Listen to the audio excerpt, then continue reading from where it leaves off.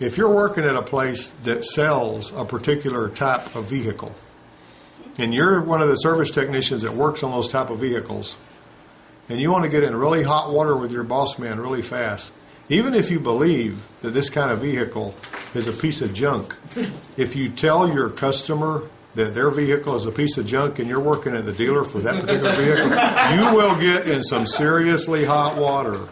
I'm telling you, you will. That would be stupid to do. I know, but people do it. If they don't like them, they'll say, I don't like these things. If they don't like working on them or whatever, they'll just... If you tell a customer their vehicle's a piece of junk, you can get fired.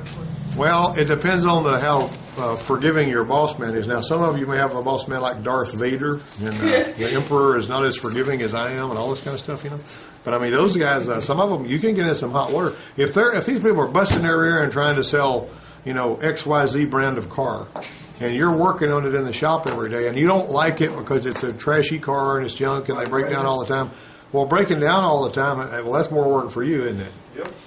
Now, you know what Jimmy Batchelor was saying, that he doesn't make a lot of money on Ford Fusions because all they ever come into the shop up there for is oil changes, because they just don't break down much. Now, I don't know. Other people may have had different experiences with those, but, they run quite a few cars through the dealership where he works. And, the Power Stroke diesels are really got a wide following, and they're a pretty cool vehicle.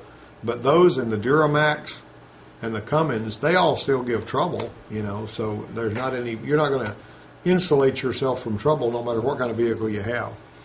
Somebody will have some kind of a particular kind of car and they'll buy, maybe they had a lot of trouble with that particular car they had, like it was some brand of car, and then they say, well, I drove a Nissan Sentra, an 87 Nissan Sentra, that I really liked, the little car. It was, I got it when I married my wife, and she had it, and I got her another car, a new one, and I got that one when it had 50,000 miles on it, and I drove it for 120-something thousand miles, and it had good cold air, and it got really good gas mileage, took 3 3/8 quarts of oil to change the oil.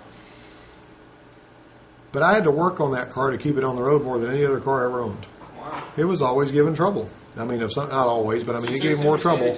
Well, the carburetor, all of a sudden, without warning, just started flooding. And I had to, I had to actually just crip back to the house on it. And to get the carburetor off of one of those Nissan Sentras, the 87 Nissan Sentra with that little 4-cylinder engine in it that one had, I had to jack the thing up, put it on jack stands, get under the car, take the oil filter off, and two of the nuts that hold the carburetor go in from the bottom. Got to give them a long extension.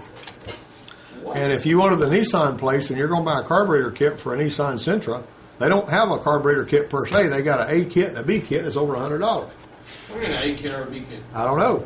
I thought they were good, but that's what they told me. And I said, I'm not going to play that game. So I went to a place that sold foreign car parts and I bought a little carburetor kit with the gaskets and all that stuff. And I built the carburetor. The float was sinking, and one thing and another, a couple other things wrong with it too. It had a little feedback system. Well, the fuel pump crapped out on it.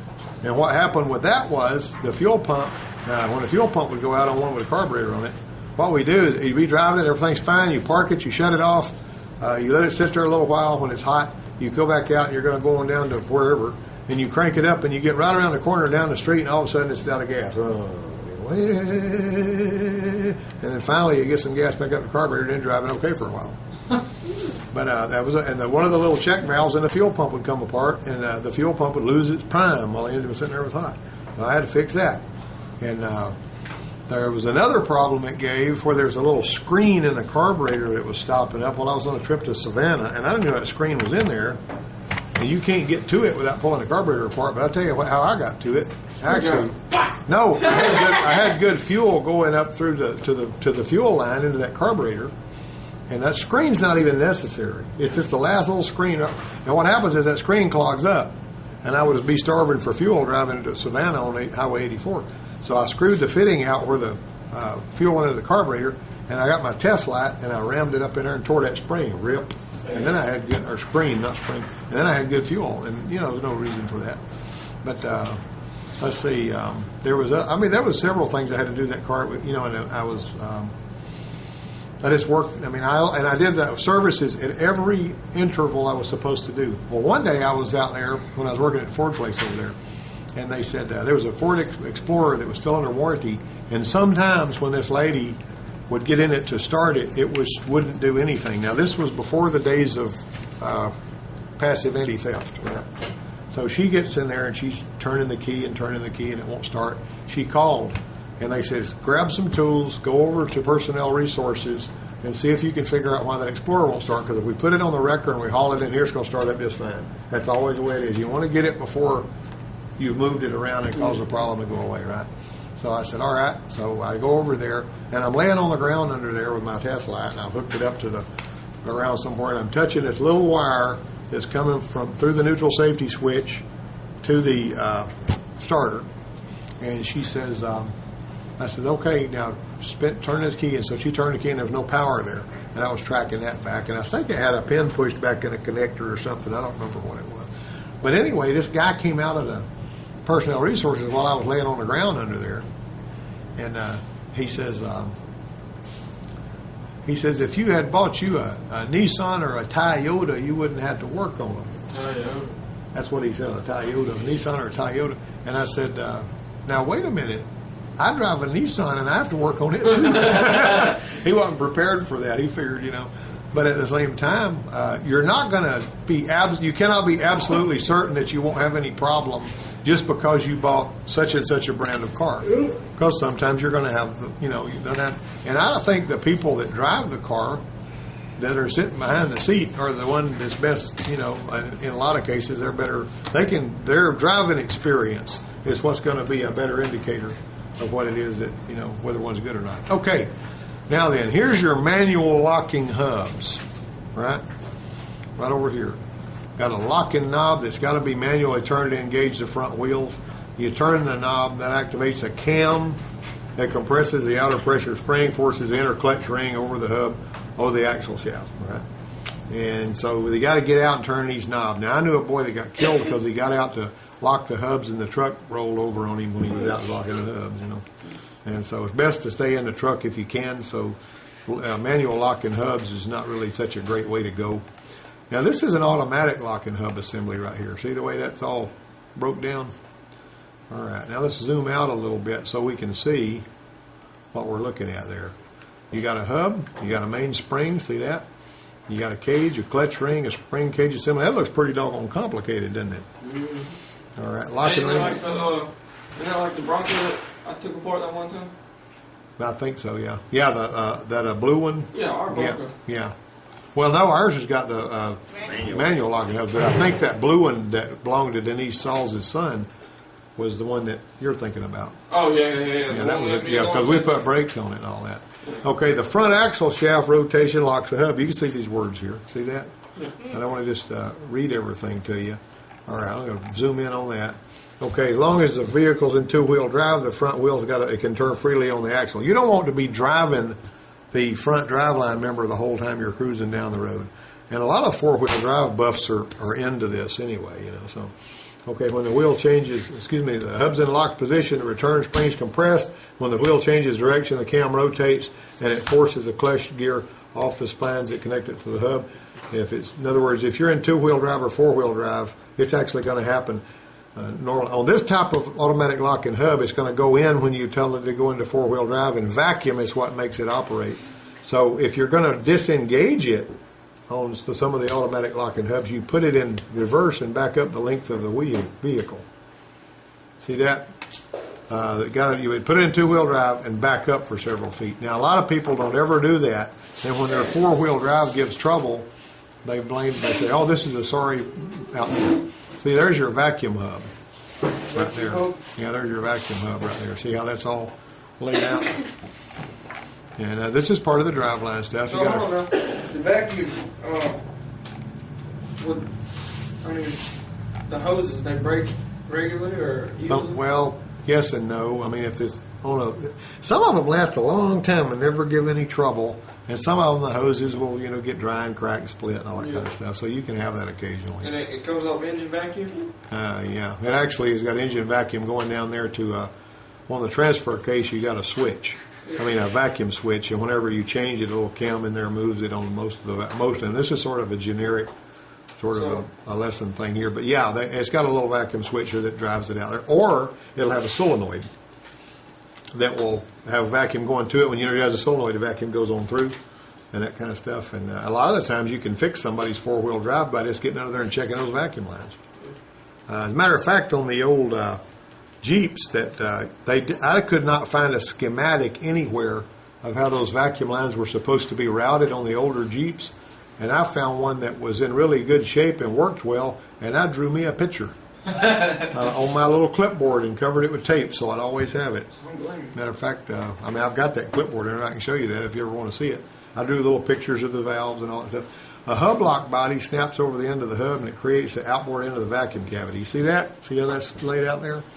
Okay, the hub lock body seals the hub with an O-ring, and a piloted bearing journal for the drive gear that's going to support the half shaft. Now, I was actually talking about vacuum on that previous kind of locking hub, but it's actually done mechanically.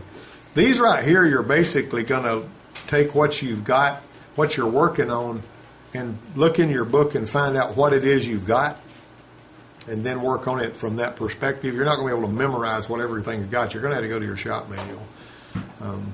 Okay, let's look at this right here. In a vacuum locking hub, the hub lock body seals to the hub with an O-ring and provides a vacuum diaphragm that will activate the hub lock piston. Is that right?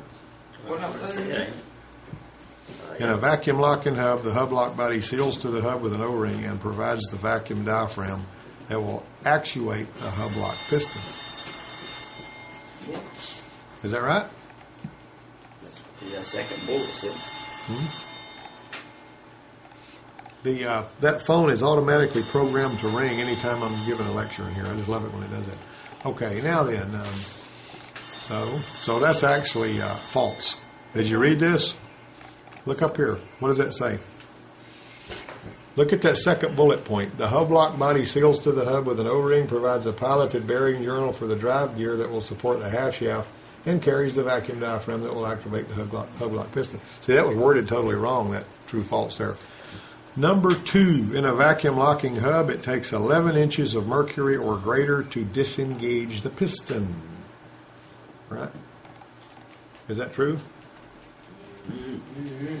Wait a minute now. Is it engaged by vacuum or disengaged by vacuum? I thought it was engaged. So look at what's this word right here. The what spring? Sounds to me like it's disengaged by a spring, not vacuum, right? Number 2 far. Yeah.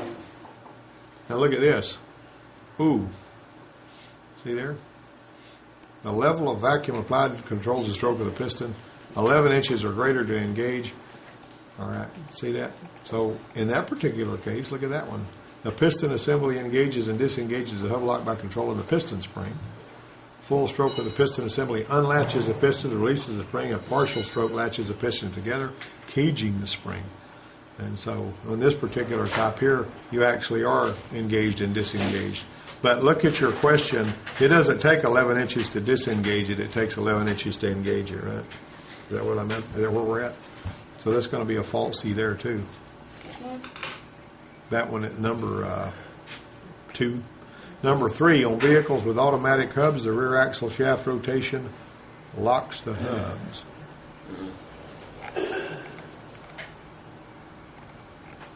Huh? That should be false, right? Yeah, think about it. An automatic locking hub. The rear axle shaft rotation is going to lock the hub. Do you ever disengage the rear hubs? No. No. Duh. All right, now the next question is number 4 is true. An automatic locking hub will remain in a locked position as long as the wheel continues to turn in the same direction. That's the one. That's not the vacuum ones. That's the other ones that I used the wrong words talking about to begin with. And so,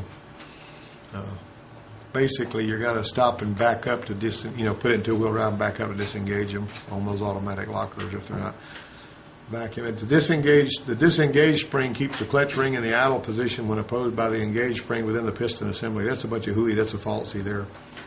Okay, number 6.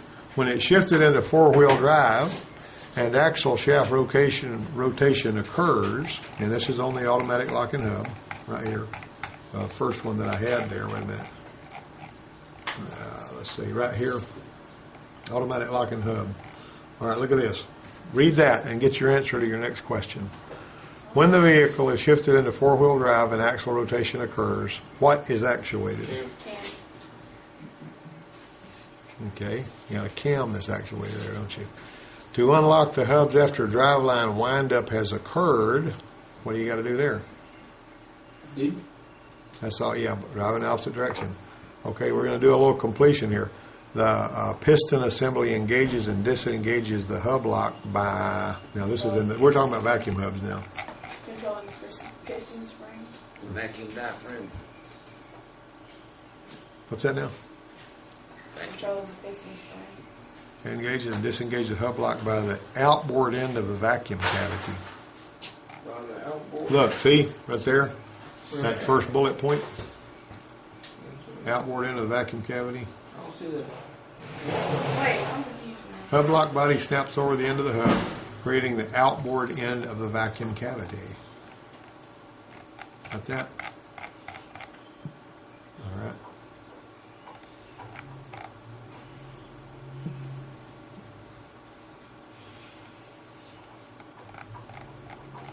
Doesn't take as much to disengage as it does to engage it.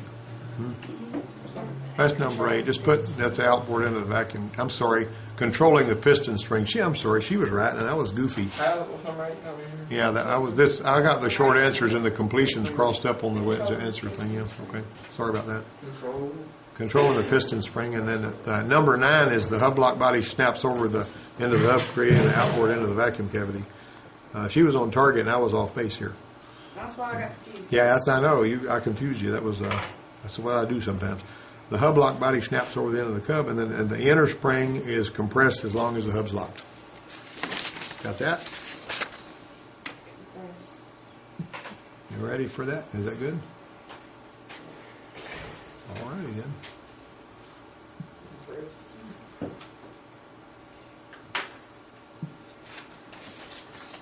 Well, you guys are all happy there and everything.